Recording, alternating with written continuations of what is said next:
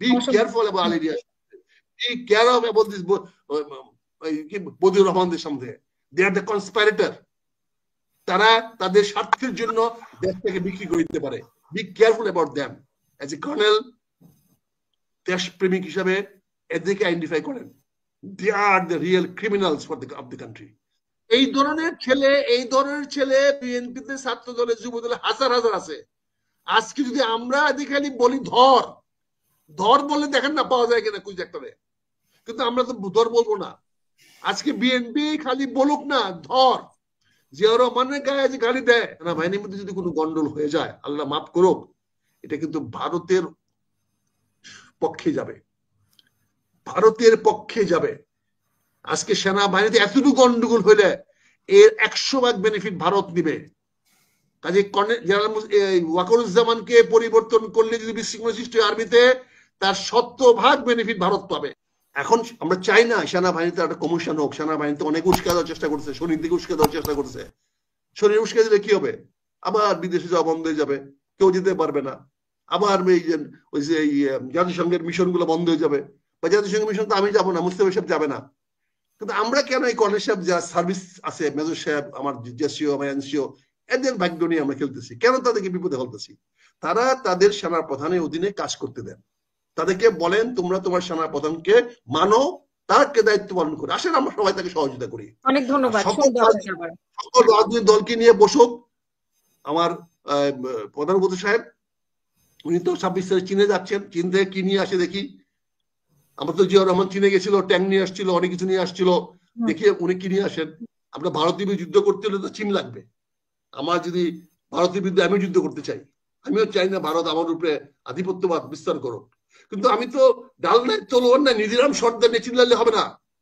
আমাকে বলতে হবে একটা চর দিয়ে দেখতো বেটা কি হয়, এক গালে চর খাবো, তো আরেক গালে দেখতো। এইভাবে কত আর চর খাবো বলেন? আমাদের হ্যাডম তৈরি করার আগে, তারপরে আমরা ভারত বিদ্বেষী হবো। হ্যাডম তৈরি করতে হবে। আমি ভারতের আগ্রাসনের বিরুদ্ধে আমরা যুদ্ধ করে আসতেছি। আমরা দিল্লিতে দাঁড়ায়ও ভারতের বিরুদ্ধে কথা বলেছি, ভারতের ডিনার বয়কট করেছি, ভারতের নরসিমা রাও, আইকে গুজরাল, তাদের বিরুদ্ধে ফাইট করেছি বাংলাদেশের পক্ষে। আমরা এখানে না, কিন্তু আমার শক্তি কতটুকু সেটা চিন্তা করতে হবে। আমি অন্যের সঙ্গে ওই ব্যবহারই করব যে আমার সঙ্গে যে ব্যবহারটা করবে। ভারত যদি আমার সঙ্গে ভালো ব্যবহার না করে, আমি অবশ্যই ভারতের সঙ্গে ভালো ব্যবহার করবো না। কিন্তু আবার আমি যদি ভারতের সঙ্গে ভালো ব্যবহার না করি, আমি যদি ভালো ব্যবহার না করি, ভারতও ভালো ব্যবহার না করতে পারে। এই সম্বন্ধে আমরা কেন যাচ্ছি? কাজে রাজনৈতিক সমাধান আসেন, সকল রাজনৈতিক দল নিয়ে গোল টেবিল বসেন, বৈশা নির্বাচন হইতে কোনো কথা নাই, এই সরকার মেনে নিয়েছে। কিন্তু রাজনৈতিক সমাধানে আসেন। রাজনৈতিক সমাধানে এসে আপনার এই আমেরিকান কনস্টিটিউশন তৈরি হয় না রাজনৈতিক সমাধানের মাধ্যমে, সরকার চলে নাই। 7 বছরের নির্বাচন ছাড়া সরকার চলে নাই, সব রাজনৈতিক দল মিলে চলছে। তারপরে ধাপে ধাপে নির্বাচন করেন, বিভিন্ন প্রক্রিয়া করেন, সংস্কার করেন। কিন্তু রাজনৈতিক সমাধান রাজনৈতিক দলগুলোকে নিতে হবে, রাজনৈতিক দলগুলোর সঙ্গে বসতে হবে। আলিয়ার সঙ্গে বসে কোনো কাজ হবে না। ওনারা সার সমস্যা বাড়াইতেছেন, ওনারা একটা পদের লোভে ওনারা সমস্যা বাড়াইতেছেন। Be careful about them. Kale Mustafa Saab, be careful about Al Ilyas. Be careful about this Bodiur Rahmanদের সামনে। They are the conspirator. তারা তাদের স্বার্থের জন্য দেশটাকে বিক্রি করে দিতে পারে। Be careful about them. As a colonel, দেশপ্রেমিক হিসাবে এদেরকে আইডেন্টিফাই করেন। They are the real criminals of the country. আমি রাজনৈতিক দল করি, হয়তো দলের বহিষ্কৃত, তারপরেও আমার দলে নাসিরের মতো, নাসিরের চেয়ে অনেক ভালো ভালো নেতা হাজার হাজার আছে, হাজার হাজার আছে, একটা দুইটা না। নাসিরের মতো একটা ছেলে কি বললো না বললো এটা নিয়ে তো কোনো আমরা, হ্যাঁ যদি সিনিয়র কেউ বলতো, যদি জামাতের কেউ বড় নেতা বলতো, সরকার বলতো, দেখতাম তার ঘাড়ে কটা মাথা, দেখতাম কত বড় বাপের বেটা হয়েছে, যে রমগালে দিয়ে দেখতাম। নাসির একটা পিসকি ছেড়া মাদ্রাসা থেকে বলে আসছে, কতটুকু জানে কি, হ্যাঁ হ্যাঁ সে আবার ডিলিটও করে ফেলেছে, কিন্তু এর মধ্যে সংবাদপত্রে ছড়িয়ে সে আবার ডিলিটও করে ফেলেছে। না, ডিলিট করবে। এই ধরনের ছেলে বিএনপিতে, ছাত্র দলে, যুব দলে হাজার হাজার আছে। আজকে যদি আমরা খালি বলি ধর বললে দেখেন না পাওয়া যায় কিনা কুইজ একটা, কিন্তু আমরা তো ধর বলবো না। আজকে বিএনপি খালি বলুক না, ধর জিয়া রহমানের গায়ে যে গালি দেয়, খালি বিএনপি বলুক ধর। নাসির মাসির কাসির খুচরা পাওয়া যায় কিনা দেখেন না ঢাকা বিশ্ববিদ্যালয়ে, কোথায় শেল্টার নেই দেখি না। আমি তো বলছি আপনাদের সামনে প্রকাশ্যে বলছি, কিন্তু বিএনপি বলছে না ভাই শিখতে ভাই এই জিন্দাবাদ খুব সুন্দর, আমরা 100 বছর অপেক্ষা করতে পারি।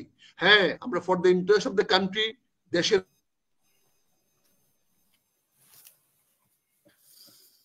আমরা শেষ করব, আমার মনে হয় করবো না। এই যে শিকদার ভাই বলেছেন, এই জন্য ধন্যবাদ, আমি সাধুবাদ জানাই। মানে মুস্তাফিজ ভাই, আমরা আমাদের মধ্যে ডিবেট থাকবে, পার্থক্য থাকবে, আমরা কাউকে লাইক করবো, কেউ লাইক করবো না, কিন্তু আমাদেরকে একটা অনুরোধ থাকবে আমাদের সবার, আমরা সেনাবাহিনী যে যেখানে থাকি না কেন, একটা জিনিস মনে রাখতে হবে, আমাদের সেনাবাহিনীর ঐক্য করে ধরে রাখতে হবে।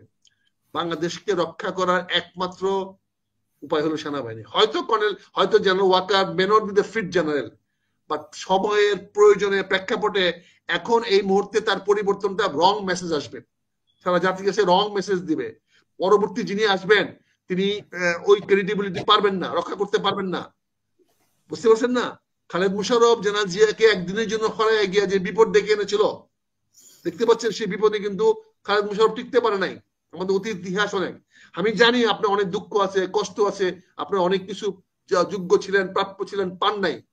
এই যে আমরা যে কোনো কাজ করতে আমি বুঝি, কিন্তু আমি অনুরোধ করবো কর্নেল মুস্তাফিজ ভাই আপনাকে, দেশে বেশ থাকেন, সেনাবাহিনী আমাদের এটা তো ওনার দেশপ্রেমও হইতে পারে। আপনি যে বলছেন কোন মানে অপ্রাপ্য থেকে উনি বলছেন কিনা, আমি ওনাকে বলছি এটা তো উনি দেশপ্রেম থেকেও বলতে পারেন। আমরা যেরকম আমাদের কোনো চাওয়া পাওয়া নেই, আমরা তো দেশপ্রেম থেকে কাজ করি।